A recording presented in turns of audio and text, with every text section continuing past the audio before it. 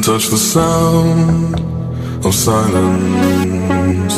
And in the naked light I saw 10,000 people maybe. People talking without speaking, people hearing without listening, people writing songs that voices never share. And no one dared disturb the sound of silence.